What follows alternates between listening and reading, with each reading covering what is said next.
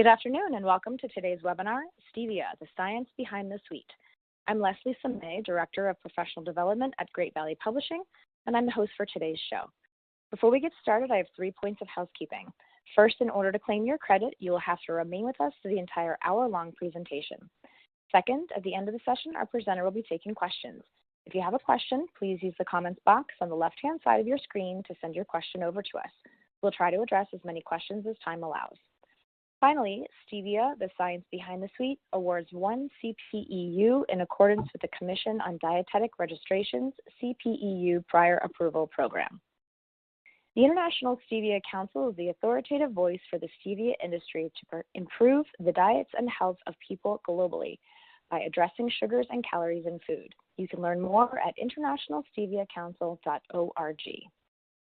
Keith Ayoob, faculty for this event, has the following relevant financial relationships to disclose. He's a Scientific Advisory Board member for the McCormick Science Institute and a consultant for Caloric Control Council, the Glutamate Association, and Potatoes USA. He's received honoraria from the International Stevia Council, and he's a former consultant to the National Cattlemen's Beef Association and Bayer Crop Science. And now I'm pleased to introduce today's speaker, Keith Ayoob. Keith is an Associate Clinical Professor Emeritus at the Albert Einstein College of Medicine in New York City, where he directed a nutrition clinic for 32 years for persons with special needs. In this work, his specialty is in obesity and family dynamics and motivational counseling. In the private sector, Keith Ayoob has advocated for positive strategic change.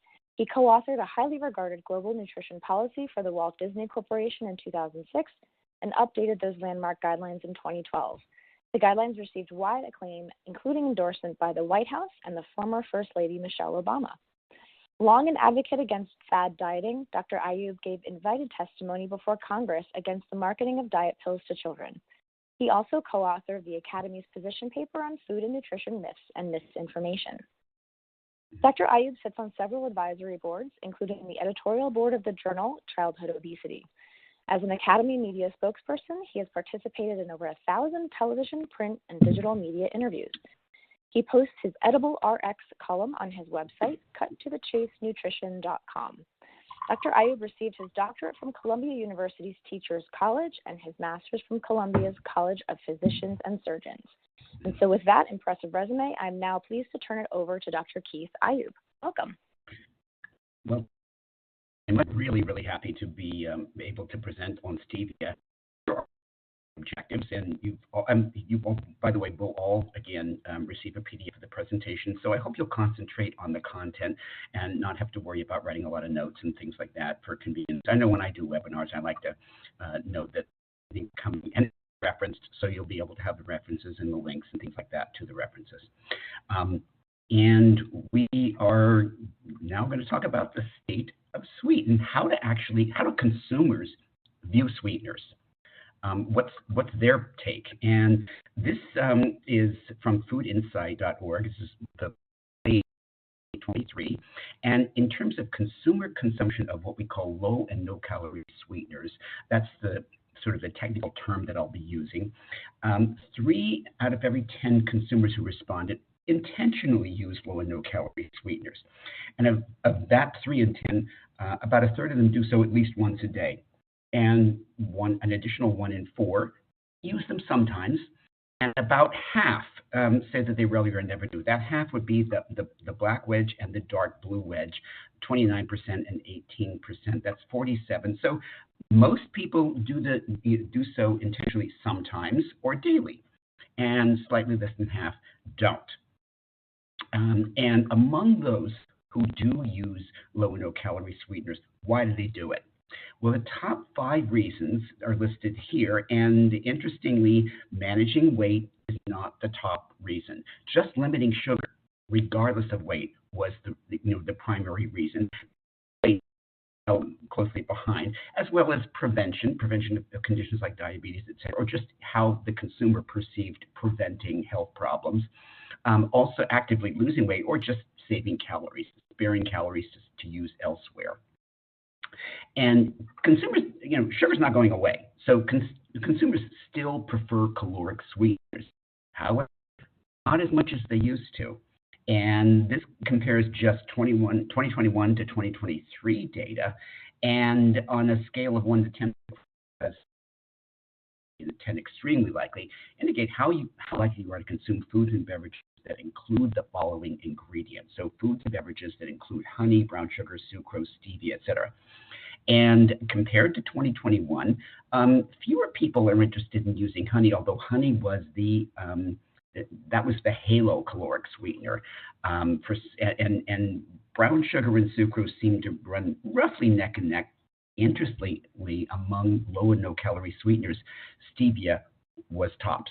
Stevia had the highest level of acceptability there. And sucralose and with sucralose and aspartame and monk fruit following behind. But stevia really crept up in the ranks and actually had the greatest growth in the last 2 years in terms of consumer preference. And again, among people who typically would consume low and no calorie sweeteners, why do they do that? Or what kind of sweeteners do they seek out? Overwhelming majority there, and you could respond in multiple. You could have multiple responses here. They seek out natural sweeteners. 44% said that. Less than half responded for everything else. Some, less than half said that they sought out artificial sweeteners.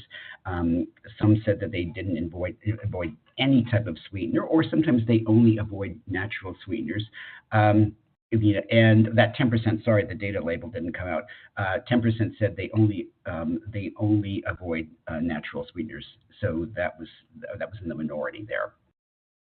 And what is specifically the stevia story? Not just low and no calorie sweeteners, but the stevia story per se, because I always refer to stevia as nature's first zero-calorie sweetener.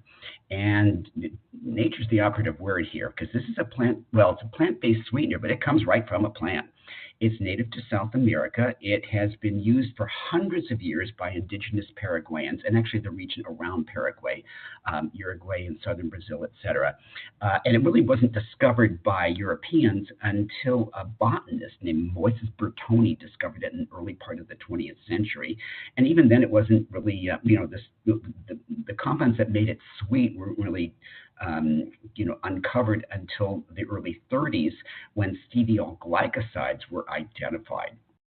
And the steviol glycosides is tech jargon for the stuff that makes in the leaf that makes it sweet.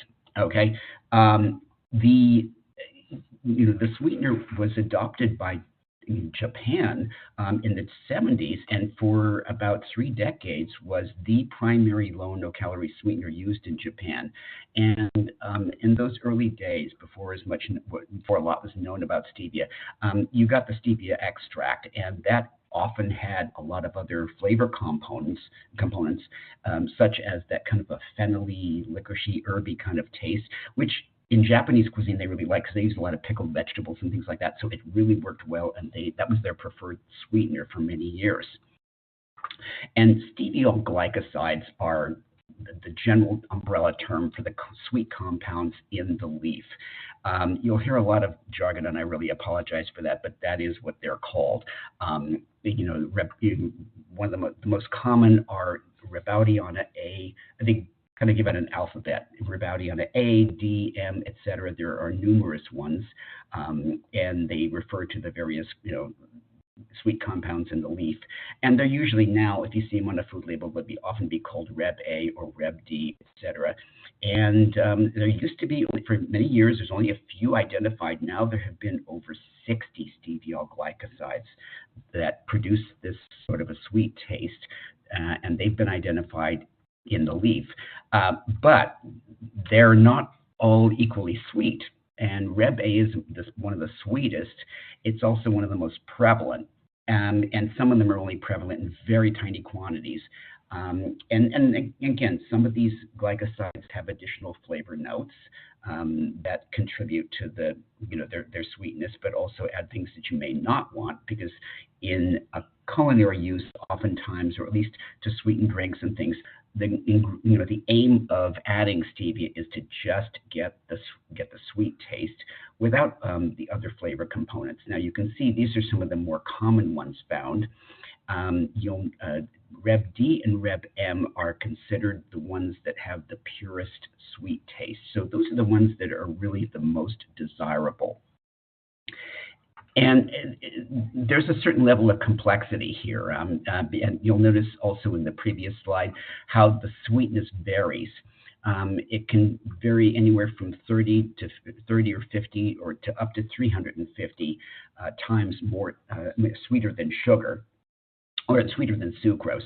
And they also vary in the various stevia glycosides vary in how well they're used in each food application.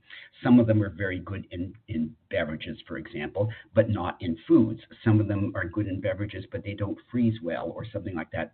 Or some of them are better in frozen foods. So they may have flavor notes that have specific applications that you might want, but you may also not. So there are a lot of different applications for the different stevia glycosides. This is on the right. You can see the backbone of the stevia glycoside, and that's really like the core of that. That's something that's common to all the glycosides, and then various types and numbers of sugars are kind of attached at it. Think of it kind of as a glycerol, the equivalent to like a glycerol backbone in fat, where all fats have that glycerol backbone, and then you add different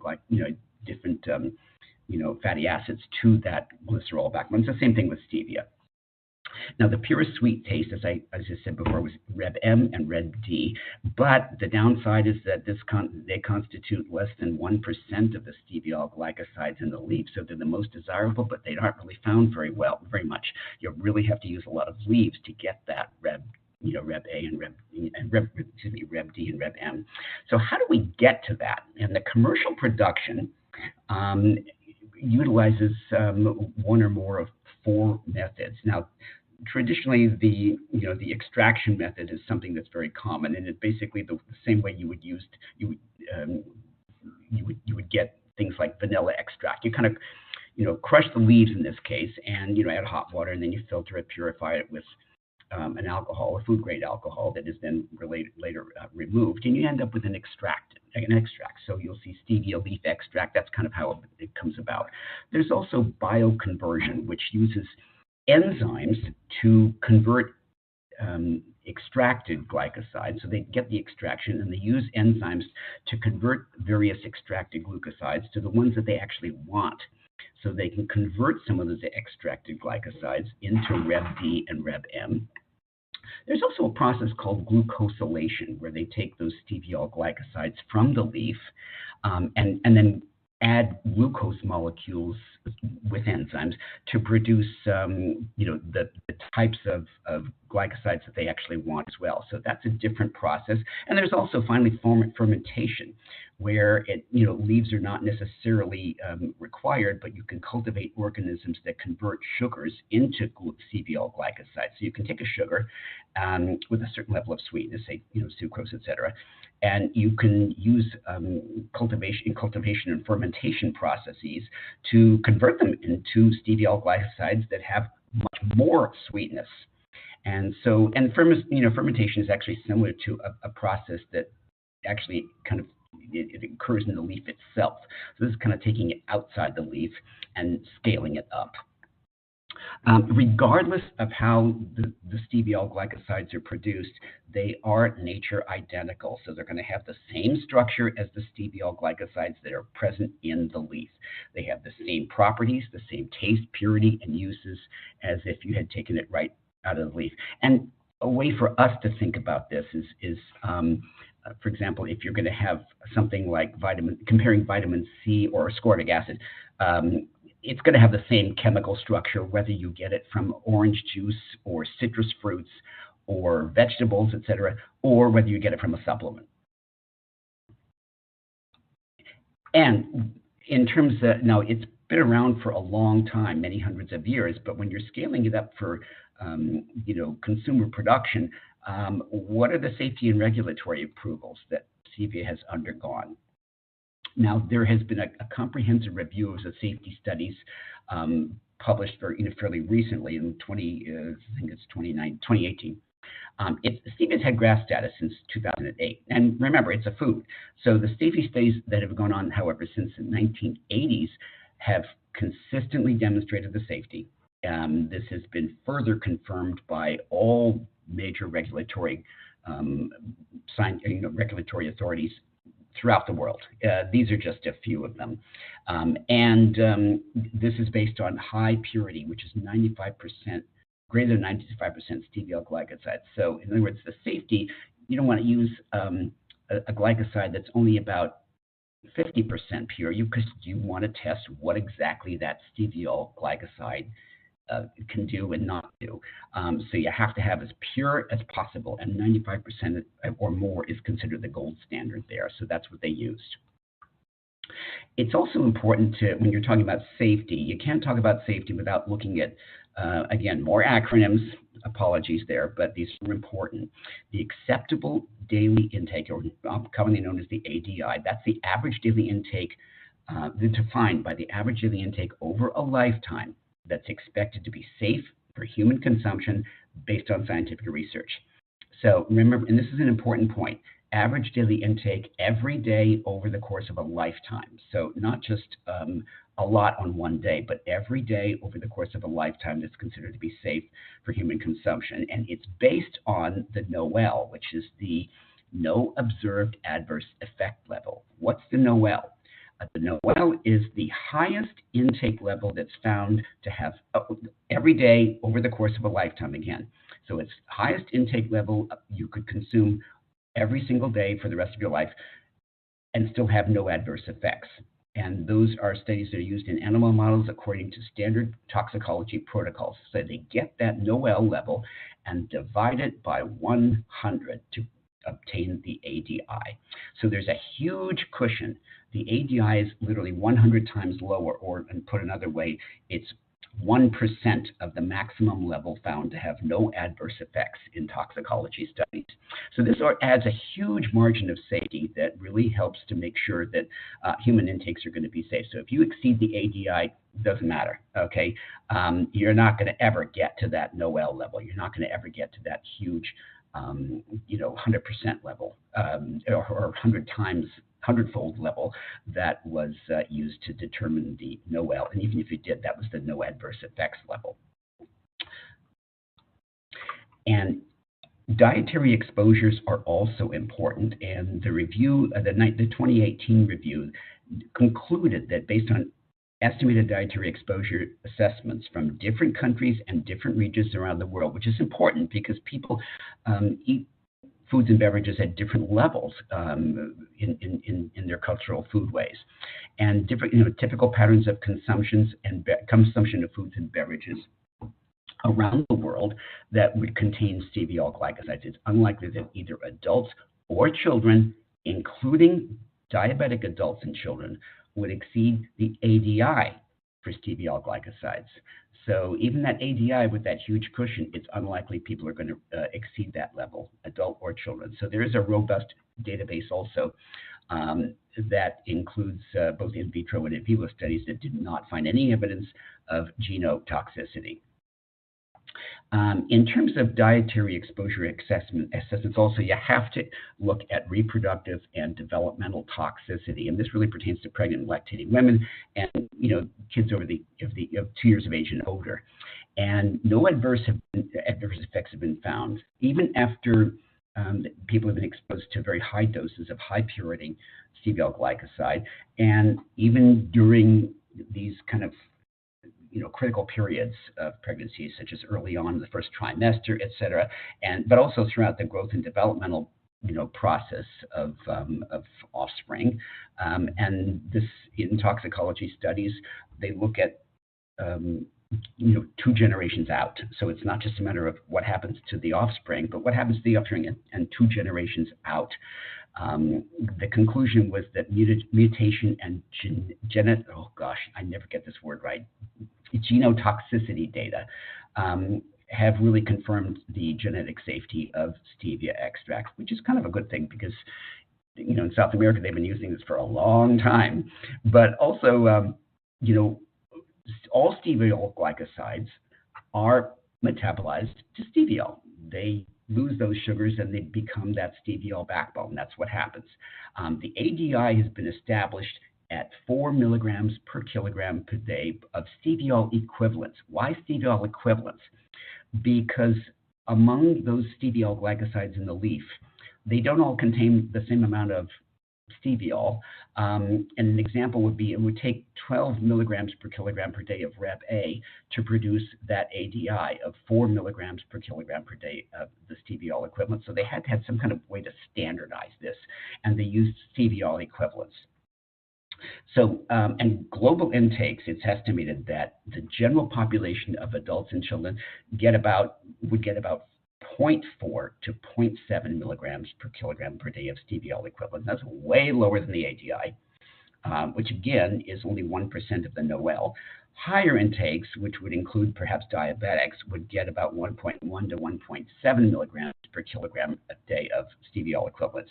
Now, EFSA, the European Food Safety Authority's 2014 reassessment of maximum intakes, which would be those falling into the greater than the 95th percentile, all intake levels still remained lower than the ADI. The only exception was, and this was unexplained, Netherlands toddlers. They felt that it was such an anomaly that there might have been a problem with the survey data, but they came out as 4.3 milligrams per kilogram per day.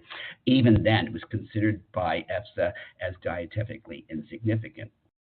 And in terms of safety and approval by health and safety authorities, more than 150 countries now have approved the use of steviol glycosides in all groups and their populations, including children and pregnant women.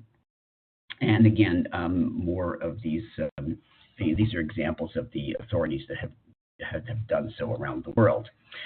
So at the international level, it's gone through safety assessments. It's received positive opinions from food safety authorities, internationally, nationally, regionally, and again, it's considered safe for human consumption. It's been really shown to be safe for human consumption by all categories of the population.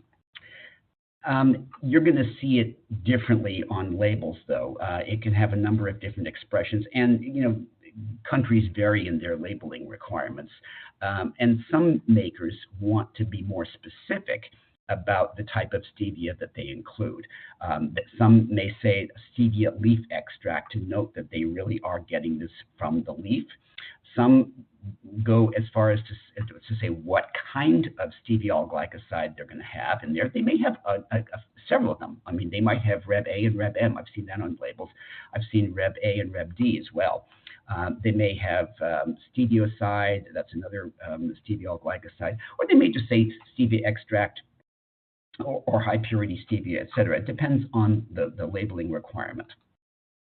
And in terms of what are the effects and what are the health benefits? And certainly, I don't have to tell this audience about the need to reduce that intake of added sugars. According to CDC data, almost 2 out of 3 adults drink a sugar-sweetened beverage, at least once daily.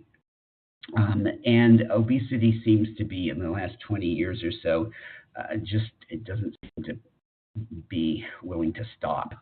So the obesity crisis is remaining a significant crisis.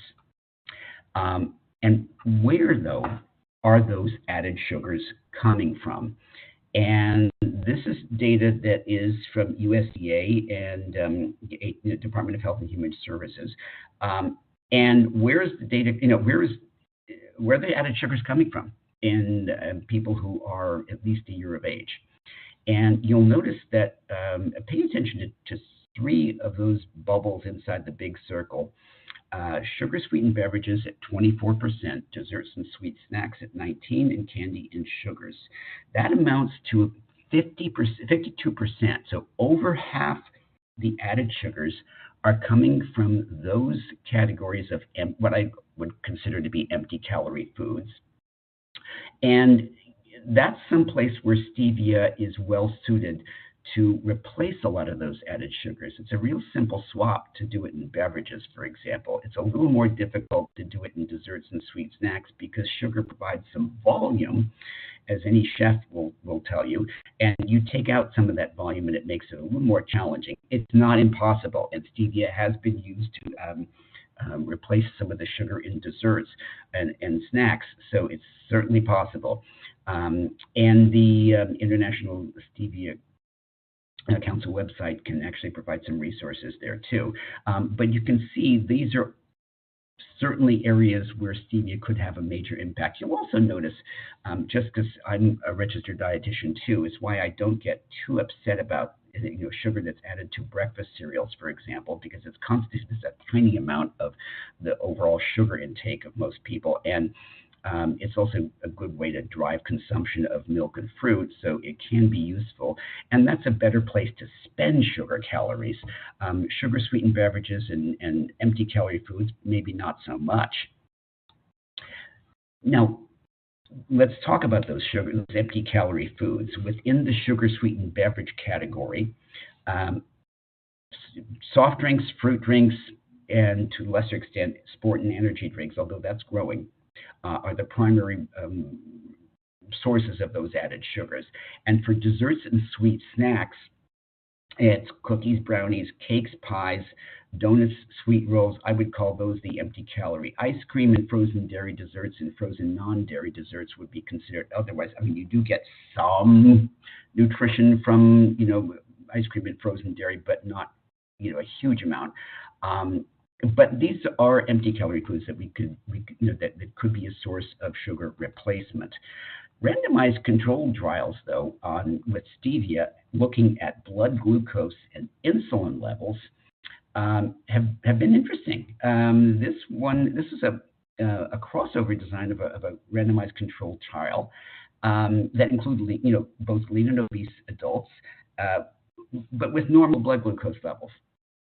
And what they did was they gave each group a preload of either it's kind of like a shake that contained a 290 calorie shake of stevia glycosides or aspartame as the sweetener, or a 490 calorie similar shake containing sucrose, and a preload to a test meal.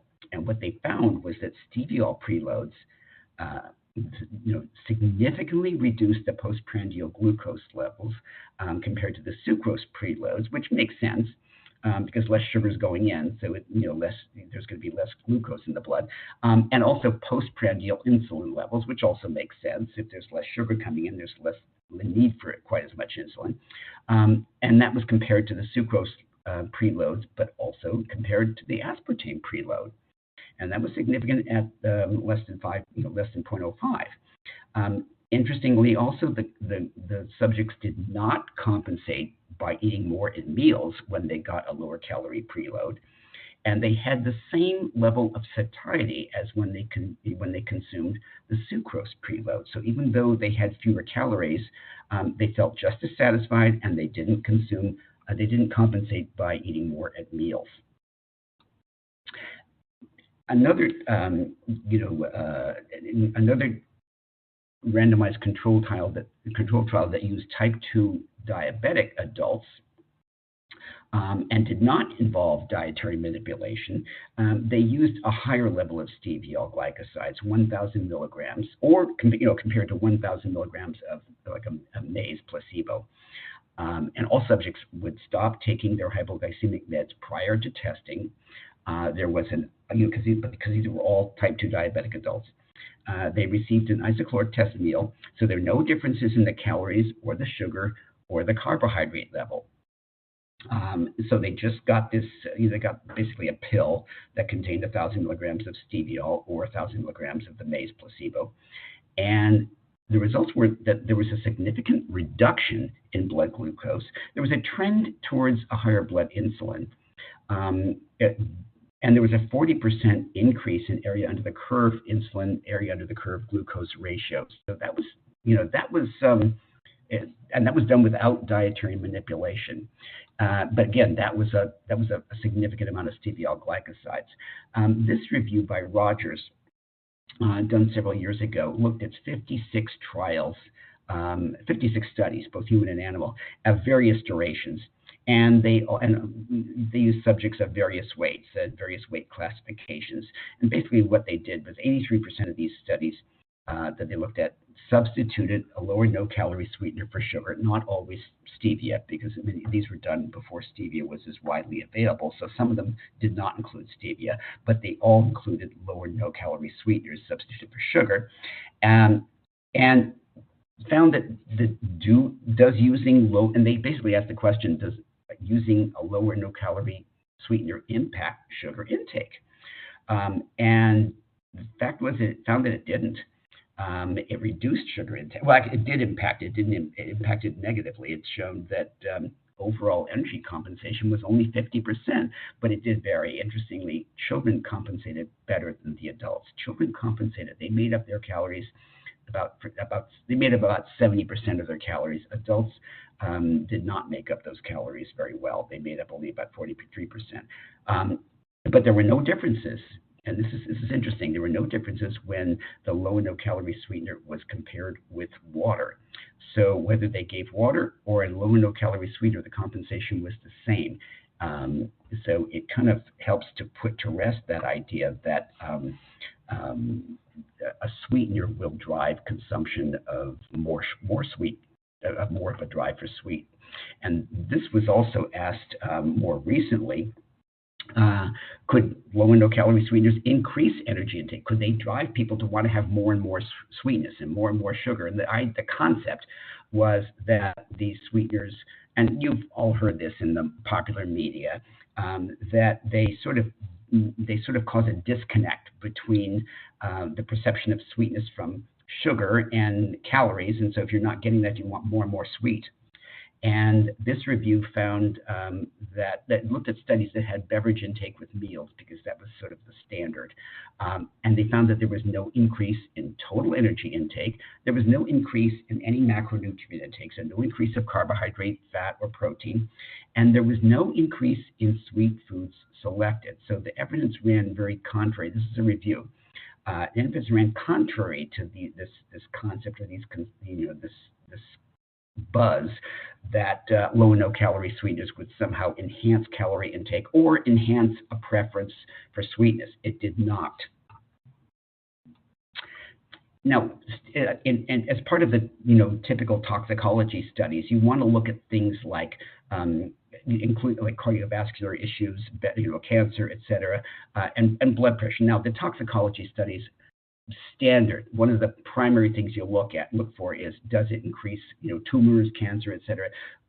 We wouldn't even be getting to this point if that's the case. So stevia was cleared on many levels. So this study focused, however, on blood pressure. It was a review that looked at 6 randomized clinical trials that, among them, had a number of different clinical arms that varied in duration, and they had a large dose again of steviol glycosides. They looked at healthy adults and adults with type 2 diabetes. And among the healthy adults, there was no significant difference between stevia and a placebo on blood pressure. So it didn't send it up, it didn't send it down, it was absolutely neutral, which is kind of what you want. You want it to be benign there. Among type 2 diabetics who did have hypertension and who were on medications, there was also no impact on blood pressure. But among type 2 diabetics, adults who did have mild hypertension but not significant, not severe enough to require medication, there was a modest reduction in their blood pressure. It wasn't, and the study also, this meta-analysis looked at something similar and found something similar.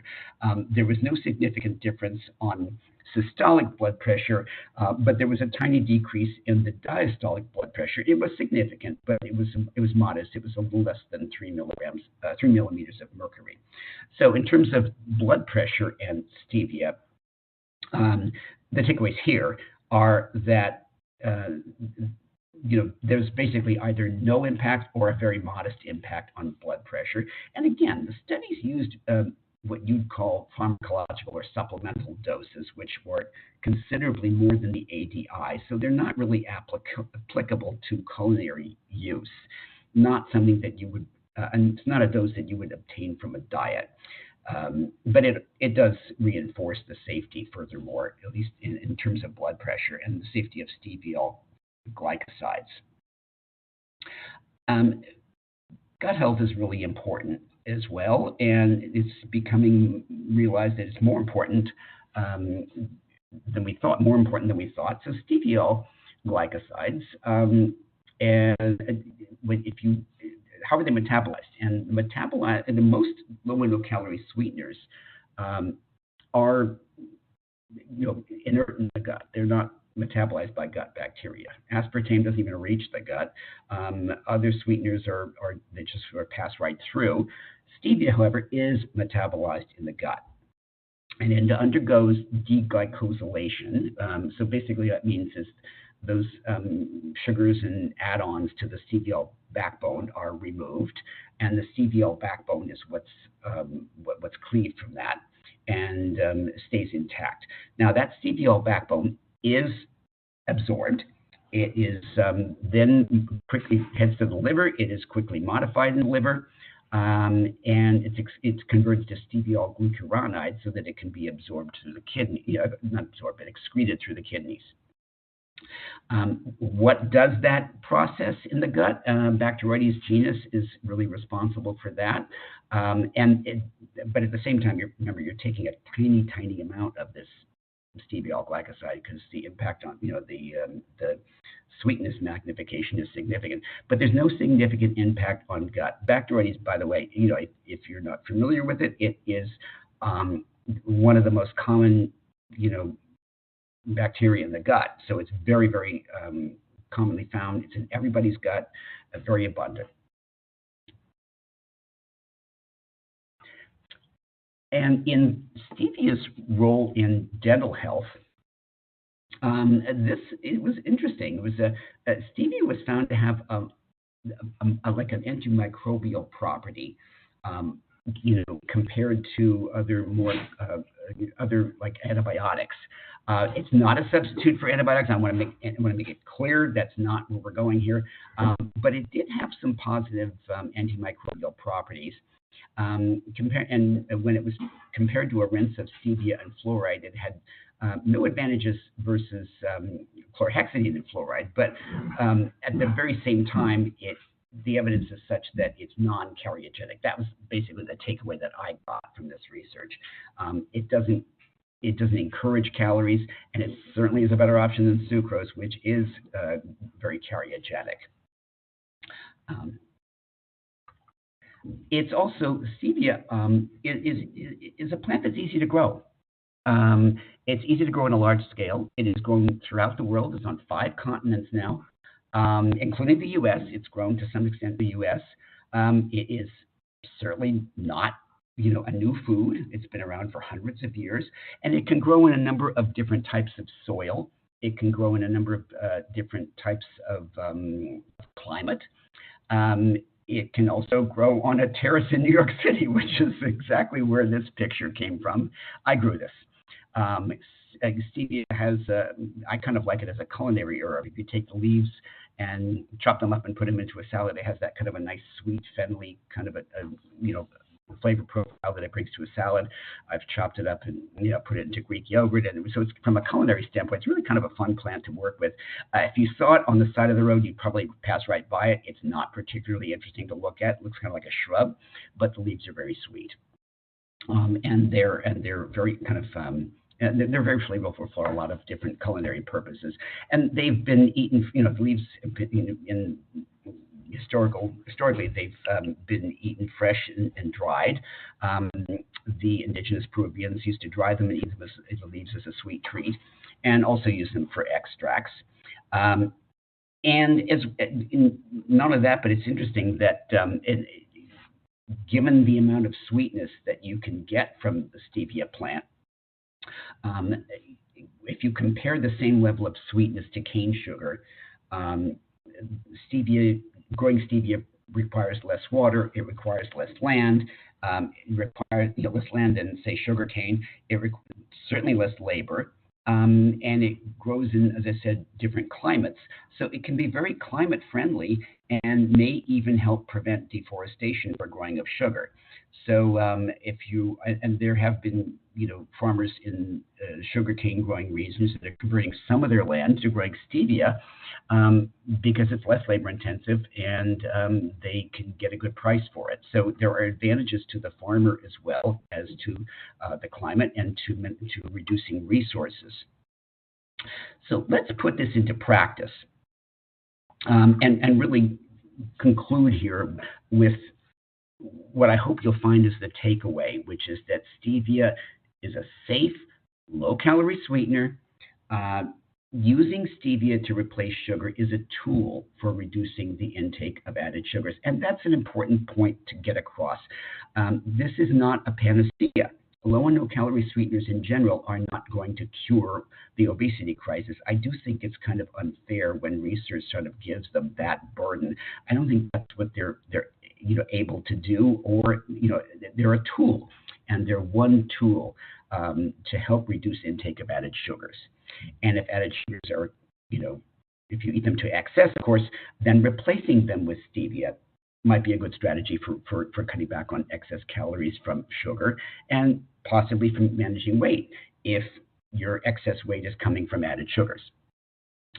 There is no evidence that low or no-calorie sweeteners or stevia-containing foods result in any increase in the desire for sugar or the desire for sweets. So we can really put that to rest. But it is amazing how that topic seems to be able to be hijacked,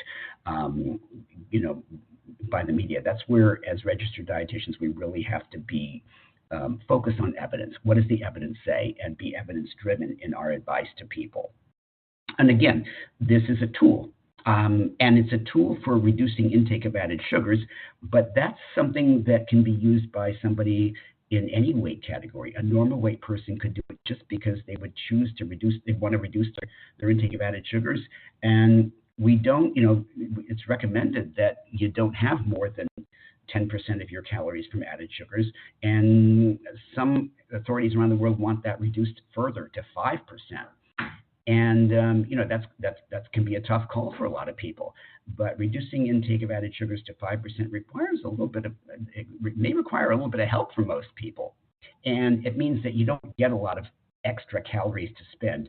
Where are you going to spend those sugar calories? Be very careful. I would rather encourage somebody to spend those extra sugar calories to drive their consumption of a nutrient-rich food, something like a yogurt or a whole grain cereal or something like that, as opposed to just an empty calorie food. So that's where stevia and low no calorie sweeteners can be very, very helpful. And I would love to be able to have more questions. And so please fire away. Yes. Excellent, Keith. Thank you so much. That was wonderful. We do have lots of questions coming in. The first one, and probably the most commonly asked one up front, as I'm sure you can imagine, is about erythritol. Everyone seems to have read something about it in some way, shape, or form, but the bottom line is it safe, and what does the information say? It's funny. The erythritol question, it's a commonly asked question. Keep in mind, study, I guess, recently looked at, the common buzz is it going to increase risk for things like heart disease, et cetera. The study that I read most recently was observational, and there were plenty of flaws in that study, and including that they only used people who were ill. It wasn't well controlled. They looked at a lot of different variables, and somehow the one that got into the media was erythritol. So it's a huge stretch to link erythritol with those disease conditions. It's been cleared for use by consumers. It's considered safe. And keep in mind, if somebody wanted to avoid erythritol, there are certainly options out there, including options with stevia that don't contain erythritol. So it's only one method of a carrier for low and no calorie sweeteners, but there are others. So you have lots of options. And for those who don't know, erythritol is made by our bodies. It's not something that is necessarily, just something we obtain externally. We make erythritol. So just kind of keep that in mind for perspective. Awesome. Fair enough.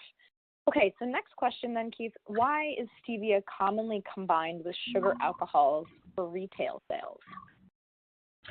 Well, stevia is so concentrated as a sweetener, you need some kind of a bulking agent. Now, if you've got something that is 250 times sweeter than sugar and you want to add what the equivalent of, say, a teaspoon of sugar to your coffee or tea, how do you take 1/250th of that and put it into a cup?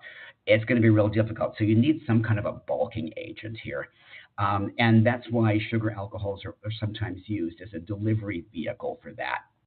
And sometimes, I should say, you'll also see on a label, you'll see stevia, but it may be combined with sucralose. So you may find one or more than one low or no calorie sweetener. And one of the reasons they do that is basically to use less of each one. Because synergistically they can deliver more sweetness and allow the maker to use less of each particular sweetener for the maximum benefit with the minimum amount added. Got it. Perfect. Okay, next question. What would you advise patients who want to get the electrolytes from sports drinks, but at the same time they're concerned about all that added sugar that comes in those sports drinks? That's a great question, and thank you for asking because it happens to push my button. Sports drinks, if you're not doing sports, you don't need a sports drink, period. And if you are doing sports, or exercising, first of all, stevia can, something like a zero-calorie electrolyte drink will be fine to get those electrolytes without the sugar. But just eating a healthy diet is after exercising is just fine. That's where it's a really good way to tell people, get some fruits and vegetables, get some orange juice, get some, citrus juice. I tell people oftentimes, get juice that you dilute 50-50 with water. And you're going to get plenty of potassium for certain. But most people don't have any difficulty getting enough salt. That is the least of their issues. Potassium is more of an issue, and that's why I try to use that as an opportunity to really encourage consumption of more fruits, and particularly citrus fruits or high potassium fruits, and drink a lot of water. And for most people, water is always going to be there for you, and it's good enough for most people. So sports, we keep thinking we need sports drinks. Most people don't. A couple folks have asked about baking with stevia. So is stevia heat stable? How do you use it in place of sucrose in baked goods? I think kind of the bottom line question on this one is, what's your experience, or what information do you have about baking with stevia? That's a good question, because I think I kind of mentioned it when you can certainly substitute the sweetness for sugar. However, sugar provides more than just sweetness in baked goods, because it provides volume. There are structural properties, there are browning properties that you kind of need sugar for.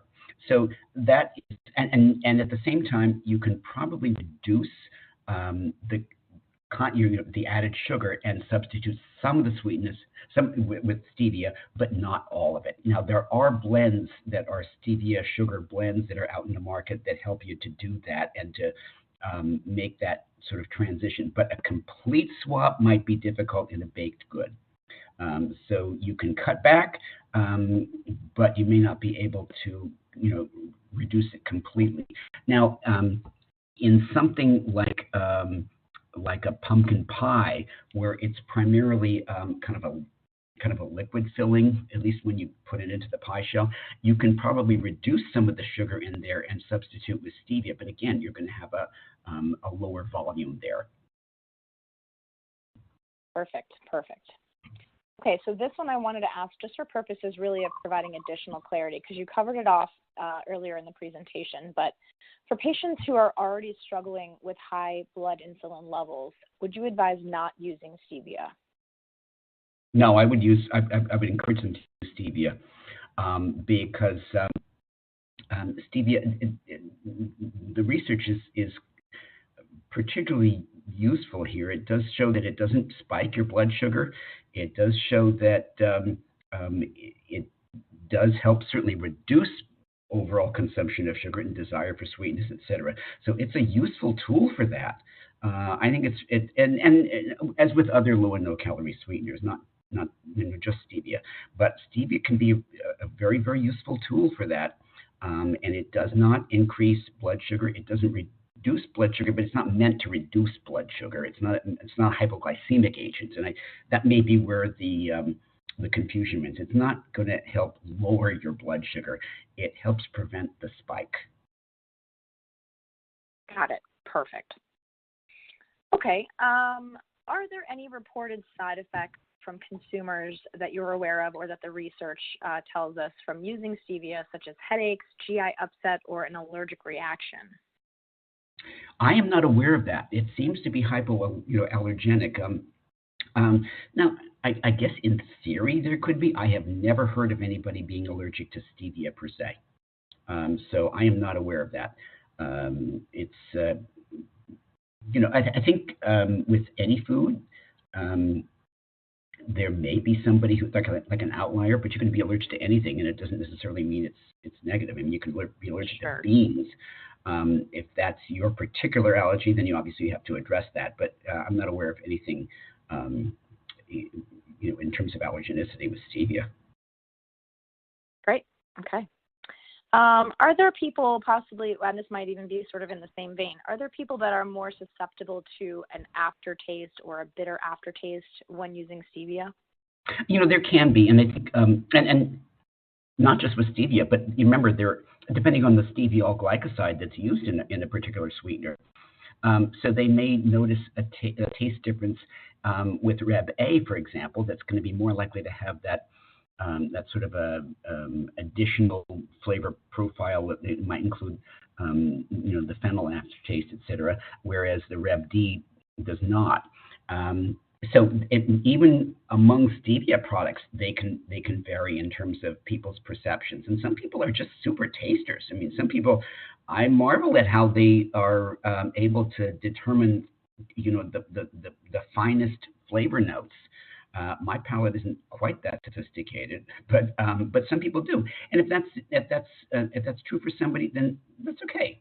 That's fine. They just need to search for one that they find they're more comfortable with. Although I would say try another stevia product or another stevia formulation, because you might find one that suits you much better.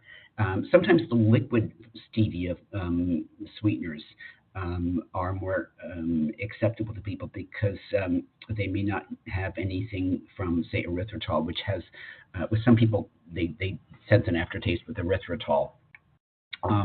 So a liquid stevia product, liquid stevia sweetener might not have erythritol, and see if that works better for them.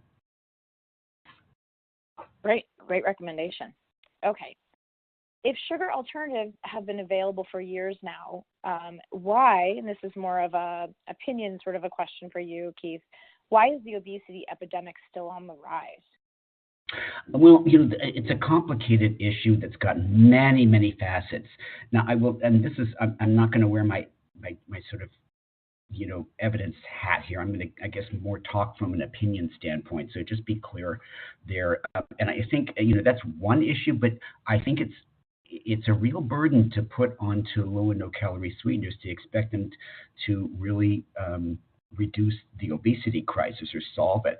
That's too big a burden for any one particular ingredient or food or anything. And I think one of the things, my personal things, is that I think we have become such a sedentary society that we don't even understand what normal physical activity is, because it's not the same as it was, say, 100 years ago. Now, there are those who would say, you're not going to exercise your way out of the obesity crisis. And I think that's true, but I do think it might be true that we also sat our way into it. When you look at leisure activity, I work a lot with children and young families, and you look at all kids' leisure time activities, they're all sedentary ones. They can be socially active without leaving their homes, without leaving their rooms, and without even leaving their bed, okay? And that's a level of energy expenditure that's pretty akin to bed rest. And that kind of scares me, especially when it starts early on. So there needs to be much more of an emphasis on regular daily physical activity. I'll give you an example. A doctor I worked with, a developmental pediatrician who's wonderful, read in one of my recommendations for one of my overweight children that aim for at least 60 minutes of physical activity as often as possible. And she looked at me, she said, "Okay, that's ridiculous." I said, I said, "Kathy, this is like from the American Academy of Pediatrics, your organization." So, but it gives you a kind of a sense of the frame of reference is how unrealistic even an hour of exercise is. And if that's where we've come to, how can we not think that the obesity crisis is going to worsen? So we need to have a lot more emphasis on being active as part of a daily lifestyle.